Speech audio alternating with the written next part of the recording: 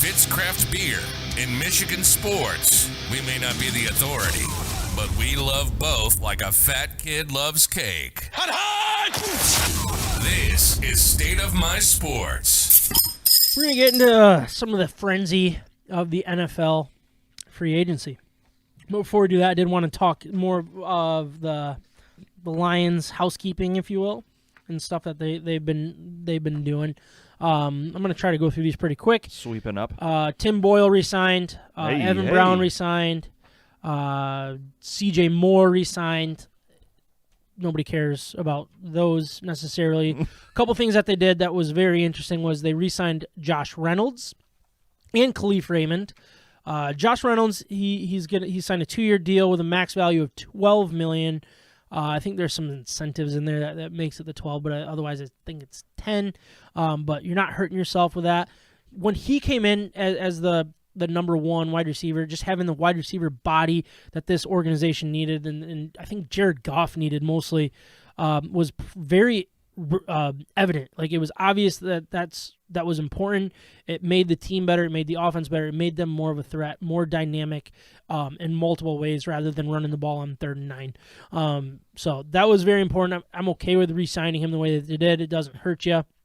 But with the Khalif Raymond, he's more of the Swiss Army knife type player. He's not going to be a wide receiver, especially once we get into another one of these signings that is interesting. But he can come in and be him. You know, he can be the Swiss Army knife. He can get the ball out of the backfield. He can be the punt returner. All of that stuff that this organization needs, but doesn't rely on too much either. You're not breaking the bank for it. But the one that, so sticking with the wide receivers, DJ Chark. So they gave him a 1-year, $10 million, fully guaranteed contract. He's the guy out of the Jaguars, right? Jacksonville, yeah. Yep. Was he drafted? He was drafted by Jacksonville, correct? I believe so. He was drafted, I think, in the 2nd round, if I remember correctly. I think I have that on here, actually. I actually have it. Yeah, he was drafted with pick 61 of the 2nd round in the 2018 draft. He scored a 9.94 out of in the RAS rating out of a possible 10. This ranked him 14th out of the 2028 wide receivers from 1987 to 2018. That was basically based on his combine scores. He had incredible scores. He ran a 9, oh shoot, the font's getting a little small here. But anyways, I mean, he's a wide receiver body. He's similar to 4.34 40. 4.34. All right, thank you. Yeah. But he's 6'4", 198 pounds, but he's fast, right? Like, this dude, he's going to be your downfield threat. He's going to be he walks into this place and he's your number one. And if that makes Josh Reynolds your number 2/1, or sorry, 2/3 with an Amon-Ra St. Brown as your 2/3, like, that is a massive step in the right direction with the depth that this is creating in this wide receiving core. Look, we're not the Chiefs. We're not. It's not like we have a Devontae Adams. We don't have a DeAndre Hopkins. That's not what any of these guys are. Not yet. It's not a Randy Moss. But what it is you're building a foundation of guys that can actually play the position. Yeah. And with the emergence of Amon-Ra St. Brown, that was huge as a 4th-round pick, was he, I think? I mean, it's massive. And you're bringing in another guy that can fit. And if this organization is going to sign a guy, low risk, high reward, $10 million 1 year, if he plays 5 games and you cut him, you're not hurting your rebuild. And that's what this organization is still doing, is rebuilding. He's young. He's 25 years old. We didn't just go out and sign some veteran wide receiver to a 1-year deal that, like, we've been known to do. Yeah, like Terrell Williams and Danny Amendola, and guys like that, guys that might have been beyond their prime. And he played at LSU. LSU has a history of producing good wide receivers into the NFL. And he did a lot in Jacksonville with very little to work with. Yeah, I feel like a guy like Jared Goff could take advantage of a guy. He had a 1,000-yard year a couple years ago with the mustache guy. Yeah, Minshew. Gardner. Gardner Minshew. Gardner. He's a gardener. Throwing the football. No, as much as I'm not sold on Goff necessarily, I think Goff's better than Gardner Minshew. Well, yes. Yeah, and I think he's getting into a better system. Something that was very broken and going down, the wrong path down in Jacksonville. I mean, you have a very sustainable offensive line in Detroit. You have an average QB. He can flash greatness every once in a while. Gavrage is a good word. Gavrage. Good slash average. Hey, that's nice. Gavrage. Goffridge. Goffridge. No, I think he's going to be a good fit. I mean, he can propel himself into that number one spot, kind of like what you were saying, and he's going to help make all those other guys around him better. Yeah, I agree. And he allows Amon-Ra St. Brown to be Amon-Ra St. Brown. He allows T.J. Hawkinson to not be your number one option on the field. Right. When T.J. Hawkinson's on the field. You might watch Hawkinson get even more dangerous now. Yeah, I mean, you look at this offense now, and this is prior to draft. I mean, we'll see. I don't think this signing changes the potential of drafting somebody in the first round, whether it's or let's say second round at 32 or 34. You have that ability still. It doesn't put you in a bad situation, and it also allows you to kind of take a risk on a guy. Like, let's say Jameson Williams, who you don't need to produce right away, falls to you. You can take him and be like, hey, yeah, don't push it, dude. Yeah, let's check your health. Yeah. George Pickens, another guy. It's like, yeah. Right. If he's falling, it's like, all right, yeah, we'll take you. Let's not rush anything. I think the last couple of years in the NFL, you've seen how important it is to have these wide receivers that you can take advantage of while they're on their rookie contracts. Yep. Because they're going to get paid. The running back position is starting to become obsolete in the NFL, and guys are, they're spending their money on these wide receivers. So I'm still a fan of maybe using that late first round or early, your first, second round pick, yeah, and grabbing another guy and getting them while they're young and try to get the best you can out of Jared Goff, because we got to know now whether or not he's worth our investment in the future. And that is I think the best point of them all is right now you have a wide receiving core. Is it elite? No. But it's good enough to know what you have with your quarterback. It's leaps and bounds better than last year's already. Exactly. We were all high on Tyrell Williams coming in, right? Williams? Yeah, yep, Tyrell Williams. And then Perriman was another one. And none of those guys saw the playing field in Detroit. And, we got to do what we can and, like I said, get some youth. What this does is it lets you know, all right, is Goff good enough? Is he serviceable? I'm not saying give the guy another contract and make him your foundation. I'm not saying that. But is he the problem? That's when you can start learning, all right, do we go sign a guy? Do we go draft a guy? All of these things. Or are we sitting okay that we're building an offense in a creative type scheme that fits Jared Goff? You know what I mean? Like, now weapons are no longer the excuse when it comes to Jared Goff, in my opinion, assuming people are healthy and things are falling into place. That is no longer the excuse. We will know this time next year, Jared Goff, is he your quarterback again, or is he out of this league? And that's what I think they're building right now, is to know, are you the problem or are you good enough? Can we buy another year with him? Yeah, exactly. Or are we going to have to completely right the ship with him and look at somebody next year in the draft? Exactly, because if you don't draft somebody this year, which I'm 100% against drafting somebody this year, but if you don't, you 100% have to draft one next year. And I don't think where we're sitting now. But if Goff can go out and show you, no, you don't have to draft somebody. Now you can upgrade in 2 spots for 2 first-round picks again. It'd be kind of interesting to see what the NFL free agency at the quarterback position is looking like next year too. I think this year was the big year. That's why you're seeing a lot of guys move and swap teams. But next year might be a different story. And if you're relying on the draft, I'd rather have a good performance out of Jared Goff this year and maybe give him a little bit of an extension. Again, you don't have to make him the franchise quarterback for the next 10 years to come. Yep. But if we can get him another year and have all these youthful weapons around him, I mean, or at least not have to cut him, because I think he's got 2 years after this. I think he's on a 3-year deal currently. Okay. But he's very cut eligible for that 3rd year. So it's like you're sitting at a point where you can make that decision, Right. Where, I don't know, I think they're setting themselves up very well. I love the signing of the re-signing of Josh Reynolds and the signing of DJ Chark. Again, I'm not saying this guy's going to be top 7 wide receiver in the league, but he's way better than what we were dealing with last year. And we're going to learn a lot. Got the size and athleticism, and you're seeing that too. I think of Mike Williams in San Diego, got a huge contract. Same thing, big body, big frame. He put up big numbers. If we can, get that kind of production out of DJ, I think it's a wise investment for the short term. Yep, and you're not taking any risk. If you went out and signed Allen Robinson, which I don't know if his contract if he's been signed or anything yet, but he's going to get paid. Like who is the guy that went to the Jags? Who is that wide receiver? Sorry, I'm putting you guys on the spot here. Went to the Jags from who? The Jags signed a wide receiver. Zay Jones and Christian Kirk. Christian Kirk from Arizona. Got absolutely paid. Overpaid. I don't want to be spending that type of money on a gavrage or less than gavrage wide receiver. Yeah. And what we did here, like that's what we would have to do if we're going to get Allen Robinson. He's looking to get paid. DJ Chark is looking to get a bridge deal and be like, look, I am legit in this league. I'm going to show you, and then I'm going to get paid. And who's going to have the first chance to pay him? The Detroit Lions, if they want to. I think DJ got paid as like a number 2 with the ceiling of a number 1 wide receiver. Yeah. Where Christian Kirk got paid like a number 1, and he'll never probably be a number 1. Exactly. I mean, he was a number 3 in Arizona in a way. Yep.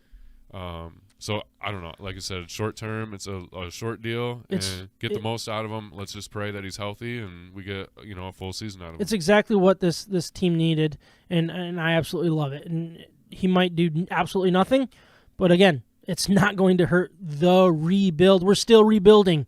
This team is still rebuilding. And the other signings that we're going to bring up here kind of tell that picture. They re-signed Alex Anzalone.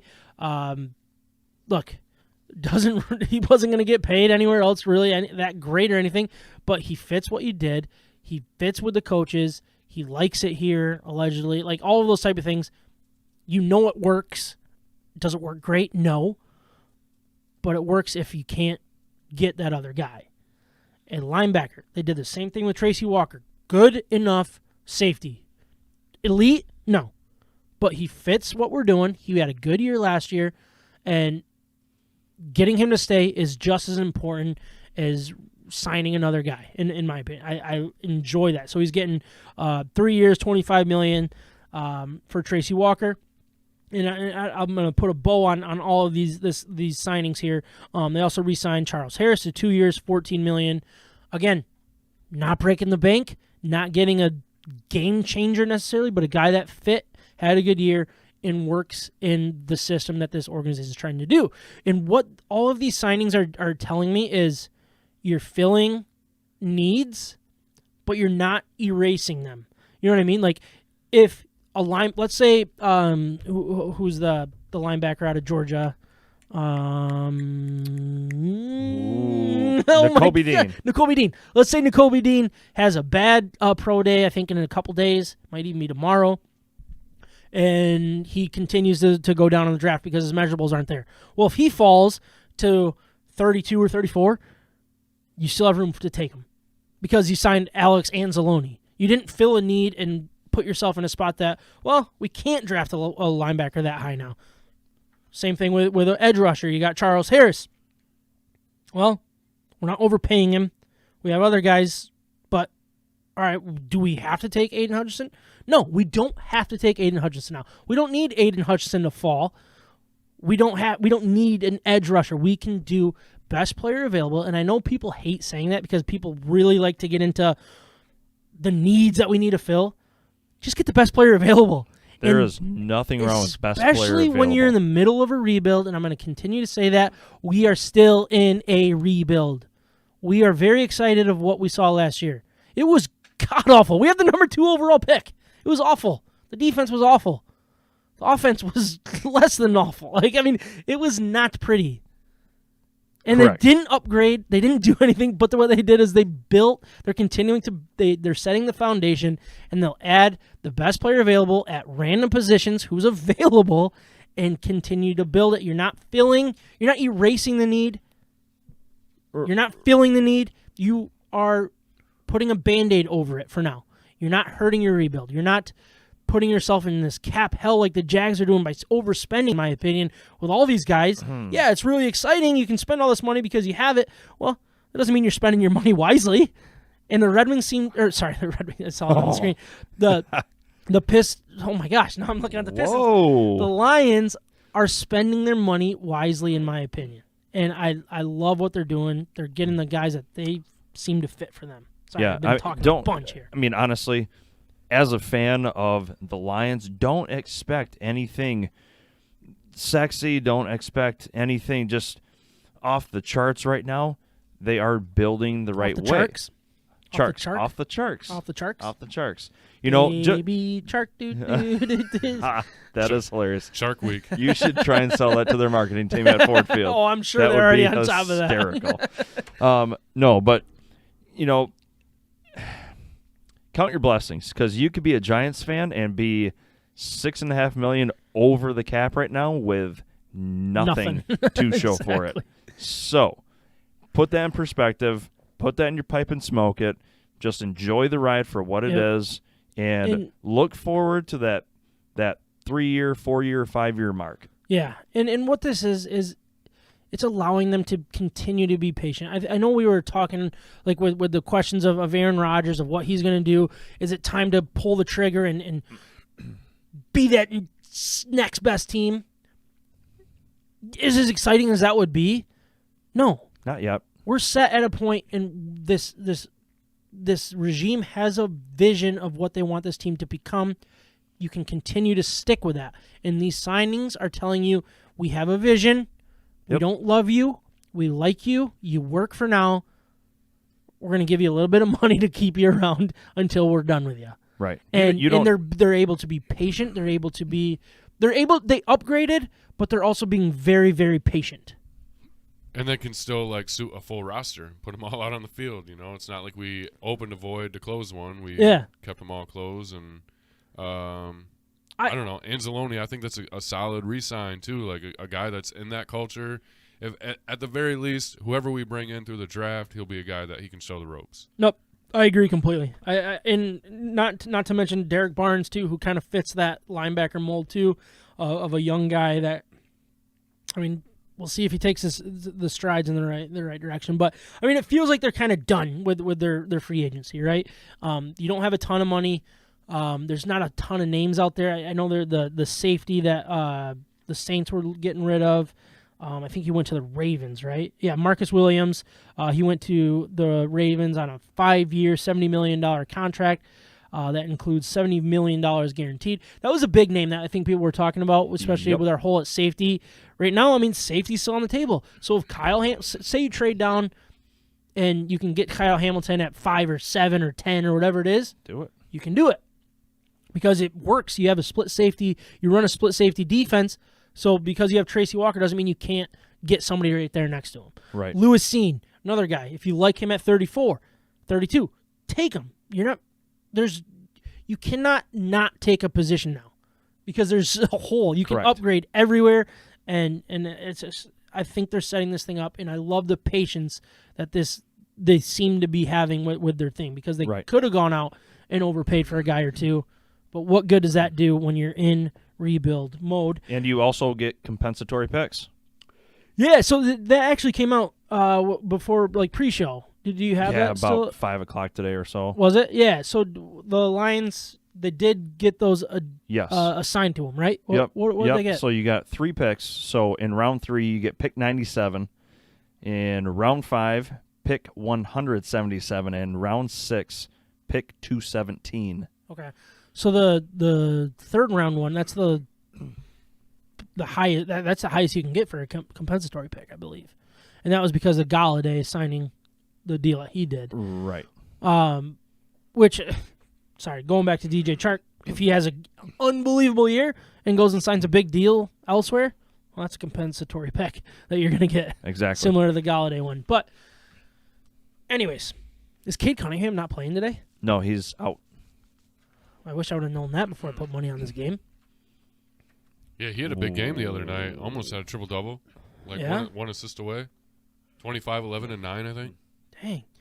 I had them part of the parlay winning this game, so hopefully, let's go. I mean, they're in it, so I guess I shouldn't complain too much. But anyways, any other notable signings that really stood out to you here, Micah, that other teams have been doing? And it's not really a signing, but I think let's get this one out of the way, was the Deshaun Watson rumors that are being talked about. So for the people that missed it, he's not going to get criminal charges. Is that correct? Yeah, technically. It's all civil suit? Yes. So basically that sparked up the rumor mill and the interviews of trying to get this guy traded. Do you think the Lions should have been part of that conversation, or where would you go with that? Deshaun Watson? Yeah. I think so. I think they should have, prior to all of these lawsuits coming out. I think they had the capital, and like Matt Stafford wanted out. If he could have lined up some type of 3-day or a 3-team trade. Obviously, I'm not a fan of a quarterback that's got all of this hanging over top of his head. Yeah. Kind of categorize that with like a guy like Ben Roethlisberger. I don't want any part of that if I'm Yeah. an organization. But I don't know. I just feel like Detroit's got a good spot in the draft between round 1 and 2 to. I hate to just see him just get rid of all of that just for Deshaun Watson and not knowing whether or not he's going to step up. That's kind of where I'm at too. It's like I would love to see the ownership kind of be aggressive and okay a trade like that. But this is the first time we've been in rebuild mode since Stafford was drafted, really. So I want to be patient. I really do, and I feel like getting rid of the assets that we traded for Stafford, like Deshaun Watson, I think is an upgrade to Stafford. I do. But that doesn't mean I think they should do it. I really don't. And I'm okay with the patience. I'm okay with somebody else overpaying for this type of trade. And not to mention that he could get suspended still, and we don't know any of all that kind of stuff. So I'm okay with staying out of it and just being patient with what you're doing here. But, Michael, any other signings that kind of stood out to you here that you wanted to bring up? Some interesting ones to me would be the J.C. Jackson one, the Chargers signing him, because there was a lot of talk about him getting tagged from New England, and they didn't decide to tag him, and they didn't extend him. And the Chargers swooped in, took him for 5 years. 5 years on $82.5 million. Yeah, and what the Chargers are doing is very interesting because they also went and traded for Khalil Mack. Yep. And they're making a run. They're making a run. They know they have something to build here. They got one of the Bosa twins, right? Or brothers? Brothers. They have a Bosa. Big nose Bosa. Man, yeah. I keep hearing rumors of them like trading up potentially for like a Jordan Davis. Wow. And can you imagine like how good this defense is going to be on top of a pretty solid offense too? They already had a decent defense, and bringing these guys, but then that offense is insane with Justin Herbert. And that division is scary right now. Yeah. With Russell Wilson stepping in Denver too. And they also just got Randy Gregory. Yeah. Which was interesting. Did you guys see how all that went down? Yeah, it's like Gregory. he agreed to a deal with the Cowboys and then backed out or something based on verbiage or something like that. The other one that you already mentioned was Christian Kirk. Just heavily overpaid. Yeah, so he went to the Jags. Opinion. What did he get? He got $72 million for 4 years. That includes $37 million guaranteed and has a max value of $84 million. Absolutely insane. Yeah, that's like with all the player incentives, right? If he hits the right numbers and gets enough catches and yards. But I don't know if he'll make that much overall in Jacksonville. I don't think that's a system where he can flourish that well, and I just don't think that he's the right player to take that step. Yeah, I mean, we've talked about drunken sailor money with the Tigers and stuff like that. Like, we're not going to go do that, is what Avila said, or Avila, or whatever you want to call him. And I feel like what the Jags are doing is they're spending a crap ton of money because they're trying to figure something. So they also went out and got, they gave Cam Robinson, their offensive tackle, the tag. They also went out and re-signed Tyler Shatley, which is an offensive lineman. But didn't they? I thought they went out and got somebody else from an offensive line standpoint. Oh yeah, the guard Brandon Sheriff. They signed him a 3-year deal for $49.5 million. That includes $30 guaranteed and $33 million in the first 2 years. They're bolstering that offensive line. Also, they went out and got tight end Evan Ingram from the Giants. Man, I mean they're spending a crap ton of money to try to make this thing turn around quicker than I think money can buy. Yeah, I mean they got all that cap space from not having to pay Urban Meyer, right? So yeah, right. They can afford some of these guys. That's a good point. So I've got one more, unless you got a few. No, keep going. Yeah, you're good. The Michael Gallup one was interesting to me. For the Cowboys. So right. First of all, it's kind of like a puzzle piece that they're putting together. So they traded Amari Cooper to the Cleveland Browns after they were saying that they were going to release him. Right. But then they went out and signed Michael Gallup to 57.5. Mm-hmm. And that's 5-year deal. Like that's 5 a lot years. of money for a guy that has kind of been a background guy for that. Exactly. Is that a fair way to call it? He missed some time last year, right? He was He was out most of the year. Hammy or knee or Yeah. something. Right. So do you think that's a good thing, or like was that just like odd to you? Like If you're a fan of another NFC team, yeah, because the Cowboys are losing guys and overpaying for more. Like, Well, yeah. To me, if I were a Cowboys fan, I'd be irate.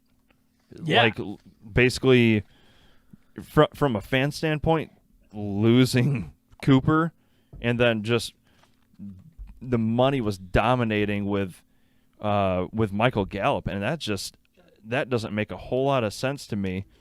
And then down south, it looks like Miami's getting in on the Teddy Bridgewater sweepstakes here, so they're taking care of that guy down there. And the Bears, I love seeing the Bears kind of flop. I hate the Bears. yeah, where they got one guy on their free agent list. Yeah, just a whole lot of nothing. They believe in Justin Fields. I don't. He looks terrible. I love it. And then, finally, on my personal end of things, Rodgers got his deal figured out, and it's his cap hit was dropped almost $18 million. So that's huge from Green Bay standpoint, but in 3 years, ooh boy, it gets ugly in the cap. Yeah, it's like a kind of, what do they say? It's like a front-loaded contract, right? So there's a lot of like gray area later on for Aaron Rodgers to help free up some room to maybe bring in enough guys to. For the next year or two, Yeah, yes, but in year 3 and 4, his hit is between 50 and 60 million. Yeah, that's insane. So, yeah, I mean, good for NFC North rivals, in the next 3-4 years.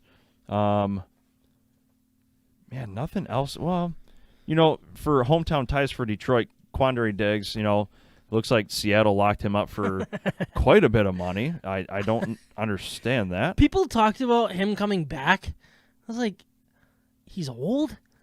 He's not that good. Tracy Walker's the younger version of him, the younger, cheaper version. Just stick with that and upgrade it through the draft or some other way. Like Seattle, what are you doing? It's weird that they we're selling our quarterback and more, and then we're gonna overpay for a aging safety. Well, It's very odd to me. Very, very odd. why? Yeah, I don't know. That one's very interesting. The Browns, I thought was pretty interesting. So with the trade for Amari Cooper, they're in the talks for the Deshaun Watson stuff. That one's interesting. Keep an eye on them. They're an interesting team because I think they're built pretty well. And I mean, if they go out and get Deshaun Watson and then Baker Mayfield's available, like it could get pretty crazy in this league here soon. Oh, and my guy ended up on their team today. Who is that? Chase Winovich. That's right. My man. He was traded from the Patriots to For Cleveland. straight up, right? Getting a For little closer. Mac to Wilson. home. Yeah. Is that who it was? Mac Wilson, straight up. Yep. Man, how do you think Ohio fans are going to take to Winovich? I don't know. I saw him on Twitter though. Is he He's like Cleveland, and everyone's just going crazy. Is he on a revenge tour to play against the Patriots or no? Oh. I don't know how that's going to go, but no. But I love the free agency frenzy, and it's fun to see kind of things unpack because it changes everybody's mindset for when it comes to the drafts. Quickly. You know what I mean? Like Yep. 3 days ago, it's a completely different mock draft than what we're going to see on Friday. And it changes quick, and you're starting to get an idea of what it's actually going to turn into. Look, mock drafts are mock drafts. As fun as they are, they're never correct. The next 48 hours are going to be completely wild. Yeah. You still have a lot to go. Is the pick it? No. All right. No, but I'm just excited to see how things continue to unfold. I have one player that caught my eye in the free agency list that you sent out for other teams, Sam. And this Who's was that going one? to be my flight topic earlier with the Hobbs Brewing, but I decided to go with Kyrie Irving only because I had to give a special shout out to Kirk Cousins, man. He is robbing us all blind. That guy. He is legitimately, right, legit, a 500 winning percentage quarterback, and his career earnings are north of $161 million. So Whoa. does he have a 4.36 winning percentage? Yeah, it's. Do you have it right there or no? I don't have his winning percentage here. I'm I still was just drooling so- over the money he's I was pocketed so to mad be at myself. just a So, mediocre guy. I was talking with a coworker Jeff today, and we were talking about Goff and Cousins and well, Goff sucks. Well, Kirk Cousins is the man. He loves Kirk Cousins, and I get it. I like Kirk Cousins He's a for nice guy. who he is as a human being. Overrated quarterback. Like, I'm not gonna pretend that he's. Oh yeah. And then he says to me, he goes, "There's not one stat you can find that Goff is better than Kirk Cousins." And I was like, click. Like, I bet you winning percentage is better for Jared Goff. And then we sat back and we kind of discussed it. He's like, all right, well, what's a legitimate one? We were going to have a lunch bet on it. And I was like, I started second guessing myself. And I was like, all right, I'm not going to make this bet. But out of curiosity, I looked it up. And Kirk Cousins, I want to say, has a 4.36 winning percentage. And Goff is like a 6.4 winning percentage or something like that. Oh, Samuel. Kirk Cousins is 61, 62, and 2 in his career.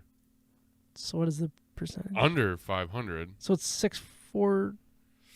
If you go on like his stats on like Spot Track, it does come up. But I thought it was like a 4. Yeah, it's 4. But he's below 500, and Goff was like a 600, over 600. Or maybe it was 56. I don't know. But it was just like, I remember, I was so mad when I looked at it. I was like, dang, I could have got a free lunch out of this thing. And I blew it. 4.96. 4.96. So he's not even a 500 guy. Oh, he's a Viking though. But he's a $161 million Vikings what is it? listeners? The last 3 contracts have been fully guaranteed, right? Yeah. That's insane.